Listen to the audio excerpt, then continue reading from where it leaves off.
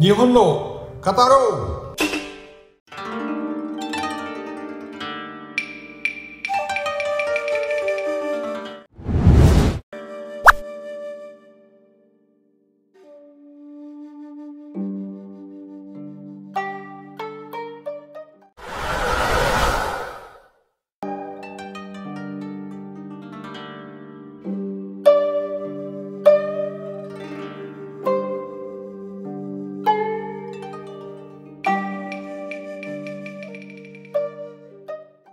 Sahabat senpai, kita baru saja memasuki tahun baru 2023. Masih amat awal sekali, dan karena itu suasana libur tahun baru kita mungkin masih membayangi benak kita. Masih ada bayangan kembang api misalnya, masih ada bayangan tentang pesta tahun baru dan seterusnya. Jadi sehubungan dengan itu, maka kita coba berbicara hal yang ringan-ringan saja. Saya bermaksud untuk berbicara tentang bunga. Kalau kita berbicara tentang bunga, saat ini jelas sudah bulan Januari, maka sakura tentu saja sudah lama berguguran. Lalu momiji atau esher pun juga, yaitu daun-daun yang berubah warna menjadi kuning, coklat, merah, dan seterusnya juga telah lama berlalu. Nah, saat ini Jepang memasuki musim dingin, dan bahkan salju pun telah turun di beberapa tempat di negeri itu. Tapi ada hal yang menarik, bahwa pada saat musim semi berlalu, justru pada musim dingin pun juga ada bunga yang menarik yang menghiasi negeri itu. Bunga tersebut di dalam bahasa Jepang disebut sebagai tsubaki, yang di dalam bahasa Inggris disebut sebagai Camellia japonica. Warnanya merah, tetapi ada kala juga putih, dan juga ada kalanya merupakan kombinasi antara merah dan putih. Cantik sekali. Bunga itu mirip bunga rose. Namun demikian, saya lebih menyukai musim gugur ketimbang musim bunga atau musim dingin. Karena menurut saya musim gugur itu amat romantik, dan bahkan Nat King Cole pun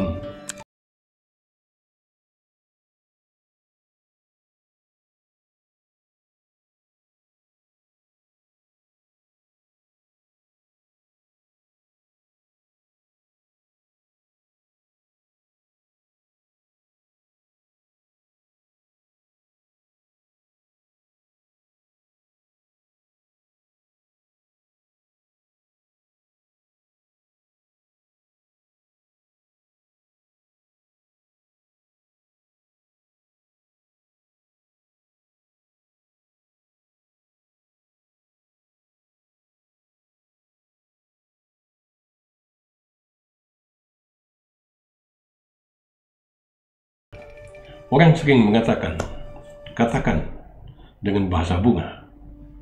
Maksudnya, katakanlah dengan lemah lembut, dengan indah. Tetapi, dalam kenyataannya, menggunakan bahasa bunga dan bahkan menggunakan kata bunga di dalam kehidupan sehari-hari kita pun juga tidaklah sebegitu mudahnya. Saya bahkan pernah trouble dulu. Waktu itu, kawan-kawan satu alma mater ada acara reuni, lalu saya katakan kepada salah seorang teman wanita satu angkatan, nanti kamu hadir ya di dalam acara itu, biar kamu menjadi bunga di dalam acara tersebut. Dia bilang, kamu ngeledek atau apa Yusron? Kita ini sudah usia 60 paruhan kedua bahkan. Maksud kamu bunga ini? Kata dia sambil menunjuk ke bunga bangkai. Saya tentu tidak kehilangan akal. Saya langsung berkilah. Saya katakan, ya itu bergantung bunganya. Kalau bunga yang baik, bahkan sudah kering pun masih dipajang orang. Nah, itu contoh tentang trouble. Untung saya bisa menangis dengan baik. Tetapi tidak hanya itu. Orang pun juga sering misalnya menggunakan mawar untuk ungkapan rasa. Oh, bagus mawar. Tetapi kalau kita lihat secara detail, bukankah mawar itu berduri? Ini berarti bahwa di balik keindahan itu mungkin ada sesuatu yang tidak kita sukai. Masih dalam konteks bunga, kita misalnya punya kekasih dan kemudian putus cinta, dan dia memberikan bunga ini kepada kita. Lalu apa jadinya? Itu adalah marigold yang di dalam bahasa Indonesia resmi disebut sebagai bunga tahi ayam. Nah, kalau dia mengirim marigold, lalu apa jadinya? Apalagi itu dipadukan dengan bunga ini, yaitu aloe vera alias lidah buaya. Jadi, bicara tentang bunga memang susah-susah gampang, tetapi apapun juga adanya, kita kali ini tetap ingin berbicara tentang bunga, dan apa yang ingin saya bicarakan kali ini adalah bunga yang terkenal di Jepang, walaupun juga mempunyai makna yang tidak berarti kegembiraan. Kita tahu bahwa bunga memang merupakan ungkapan rasa, tetapi rasa tersebut tidak saja hanya rasa sukacita, melainkan juga duka cita, kemarahan, dan bahkan juga kebencian. Termasuk juga tentunya adalah kesedihan. Kita akan berbicara tentang higanbana yang di Jepang dikenal sebagai bunga perpisahan, bunga kesedihan, dan bahkan juga bunga kematian. Saya berbicara tentang kematian tentu tidak bermaksud untuk membuat para sahabat senpai bermuram pada awal tahun baru ini, melainkan dengan berbicara tentang kematian, saya berharap kita lebih menghargai kehidupan. Sayangilah kehidupan, nikmatilah kehidupan selagi kehidupan itu kita miliki.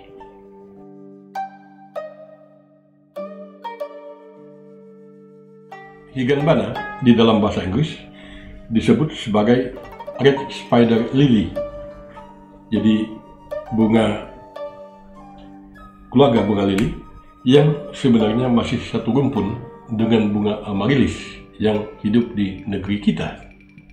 Bunga ini sebenarnya bukan asli Jepang, melainkan berasal dari Tiongkok, Korea Selatan, dan dari Tibet. Tetapi di Jepang menjadi amat populer dan Jepang memberi makna tersendiri. Saya punya kesan tersendiri terhadap higanbana ini, yaitu dulu pada saat masih kuliah di Jepang, kita main ke taman dengan kawan-kawan. Pas pulang, saya memetik bunga itu dan ikut mobil teman. Saya bawa masuk bunga itu ke dalam mobil. Teman saya terkejut. Dia berkata, "Isran, buang, jangan bawa bunga itu. Itu bunga sial, itu bunga kematian." Saya kaget dan saya membuangnya. Sejak saat itulah, maka saya mencari tahu tentang apa makna higanbana itu di dalam masyarakat Jepang. Higanbana selalu mekar di musim gugur, yaitu sekitar September-Oktober, dan akan gugur pada musim semi, yaitu bertepatan dengan equinox. Orang seringkali melihat bahwa ini adalah bunga pertanda musim semi, dan kebetulan pada saat itu Jepang pun merayakan mekarnya bunga tersebut dengan sebuah festival yang dikenal sebagai festival musim semi. Jepang bahkan menjadikan hari equinox itu sebagai hari libur nasional yang ditetapkan sejak tahun 1948, yaitu pada zaman Kaisar Meiji. Apa pentingnya kok hari itu? Ya, equinox itu 2 kali terjadi dalam 1 tahun, dan 2 kalinya itu ditetapkan sebagai hari libur. Maka apa maknanya? Tentu saja equinox dan higanbana bukan hanya sekedar hal yang ringan-ringan saja, melainkan mempunyai makna yang amat dalam di dalam kepercayaan atau religi yang hidup di Jepang itu, terutama sekali agama Buddha yang hidup di Jepang dan juga mempengaruhi agama Shinto. Equinox adalah posisi pada saat khatulistiwa matahari itu sejajar dengan khatulistiwa bumi, pada saat itu panjang siang dan malam dimanapun di muka bumi ini sama. Nah, di dalam kepercayaan agama Buddha, mereka percaya bahwa pada saat siang dan malam itu sama panjangnya, maka ruh yang sesat atau nyasar itu akan dimudahkan untuk menyeberang ke alam sana. Nah, sehingga karena itulah maka hari tersebut dijadikan hari libur nasional yang notabene sebenarnya adalah hari libur agama. Orang mungkin seperti saya katakan tadi menganggap ini sebagai libur musim semi dan festival musim semi, tetapi sesungguhnya di balik itu terdapat kepercayaan agama yang amat mendalam. Nah, terkait orang dimudahkan untuk menyeberang ke alam sana pada saat equinox tadi atau pada saat Higanbana sedang mekar itu, apakah itu sama atau mirip dengan ajaran menyeberang Siratul Mustaqim di dalam Islam? Wallahu alam tentang itu. Tapi yang jelas bahwa Jepang percaya bahwa Higanbana yang berwarna merah menyala itu dapat menjadi petunjuk jalan bagi para ruh atau arwah tadi untuk menyeberang ke alam sebelah sana secara lebih baik, lebih mudah, dan lebih damai. Jepang menyebut equinox itu sebagai Sunbun no Hi. Jadi itu hari libur nasional di mana siang dan malam sama panjangnya. Dulu zaman masih mahasiswa, kita senang sekali ada libur setahun 2 kali. Ya, menikmati libur tersebut, apalagi berkaitan dengan musim semi. Sebenarnya ada keunikan di dalam Higanbana ini, yaitu bahwa bunga tersebut antara daun dan bunga tidak pernah ada secara bersamaan. Jadi pada saat daun layu, saat itulah bunga mekar. Sebaliknya, pada saat bunga gugur, maka daun pun muncul. Nah, ini ada legendanya di dalam masyarakat Jepang. Dikatakan bahwa di masa lalu ada 2 peri yang disebut dengan Manju dan Saka atau Sage. Peri ditugasi oleh Dewi Amaterasu Omikami untuk menjaga daun dan yang satunya menjaga bunga. Mereka dilarang untuk bertemu. Nah, tetapi karena penasaran, lalu mereka mencoba menyeleweng, melanggar aturan yang ditetapkan oleh Dewi, dan pas ketahuan maka Dewi amat murka. Maka dikatakan, sejak saat ini kamu penjaga bunga dan penjaga daun tidak akan pernah bertemu buat selamanya. Karena itulah maka daun dan bunga pun berubah, bahwa mereka tidak pernah ada secara bersamaan. Kedua peri, konon kabarnya, saling sumpah setia karena mereka jatuh cinta pada pandangan pertama, dan mereka mengatakan bahwa mereka akan bertemu kembali nanti setelah mengalami proses reinkarnasi, walaupun ternyata apa yang diharapkan oleh kedua peri itu tidak menjadi kenyataan. Jadi ibarat lagu di negeri kita, barangkali Padi melukiskan suasana itu dalam lagu yang berjudul Kisah Kasih Tak Sampai. Nah, jadi bukan hanya Padi saja, tetapi peri pun di Jepang mengalami hal yang sama seperti yang dikatakan oleh Padi tersebut. Masih tentang Higanbana, Jepang juga percaya bahwa apabila kita akan berpisah dengan seseorang, tentu berpisah buat selamanya, maka pada saat kita pergi bersama, konon kabarnya di sepanjang jalan pulang itu kita akan melihat Higanbana itu mekar sepanjang jalan. Nah, itu tanda-tanda bahwa kita tidak akan pernah bertemu lagi dengan orang yang bersama kita itu. Karena itulah maka Higanbana itu disebut juga sebagai Shibitobana. Kanji pertama itu Shi artinya mati, Bito itu hito alias orang, bana alias hana itu artinya bunga. Jadi mati orang bunga, itu kanjinya. Kalau diterjemahkan bunga orang mati. Jadi Jepang menyebutnya sebagai Shibito Bana, dan bahkan banyak lagi nama-nama yang lain yang diberikan kepada Higanbana ini. Sebuah catatan mengatakan Higanbana itu memiliki lebih dari 600 nama di Jepang itu. Tadi saya telah berbicara tentang Higanbana alias bunga kematian. Itu kisah di Jepang. Pertanyaannya itu adalah bagaimana dengan kita?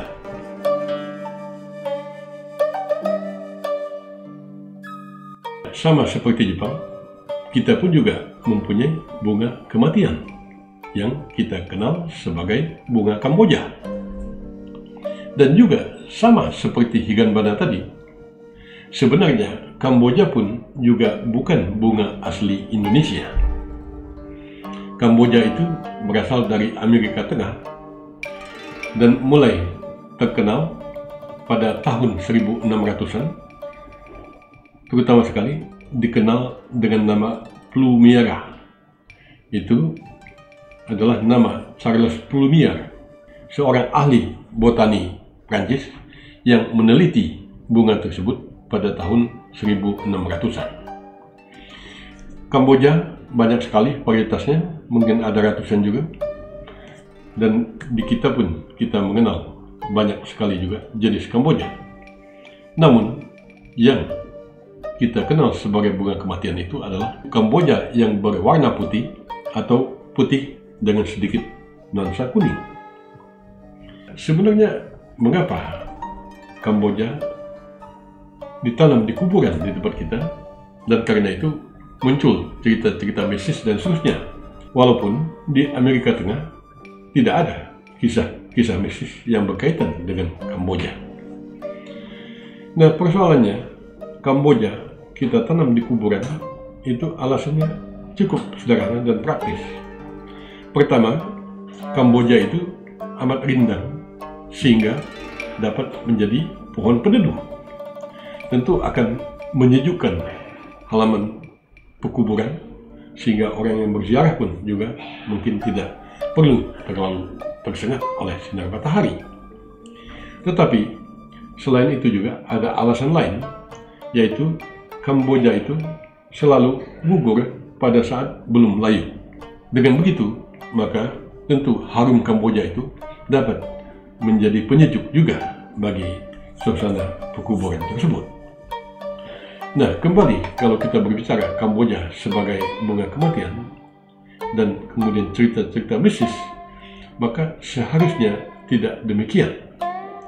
Karena dalam kenyataannya itu frangipani atau ekstrak bunga Kamboja itu menjadi essential oil yang amat mahal harganya. Nah, Kamboja dikenal juga sebagai frangipani itu karena bangsawan Italia, Frangipani, merupakan orang yang pertama membuat parfum dengan menggunakan ekstrak bunga Kamboja. Saya pun menyukainya, dan bahkan sering juga itu saya gunakan sebagai aromaterapi di ruang tidur saya, dan sama sekali tidak ada kaitan dengan hal-hal yang mistis tadi. Saya bahkan menikmatinya. Sahabat sampai, saya telah menguraikan kisah Higanbana dan juga tentang Kamboja.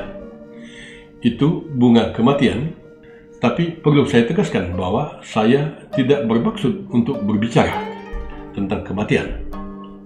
Sebaliknya, justru saya ingin berbicara tentang kehidupan, yaitu sayangilah kehidupan, nikmatilah kehidupan. Bukankah kehidupan itu adalah sebuah karunia yang memang harus dinikmati? Walaupun sekaligus juga merupakan sebuah tanda tanya yang harus dijawab. Saya berharap bahwa dengan menyaksikan tayangan ini, marilah kita merenungkan kehidupan, mari kita menyayangi kehidupan dan menikmati kehidupan tersebut. Saya kira itu yang dapat saya sampaikan kali ini. Sampai jumpa lagi. Sukadewa, mata, aimashou.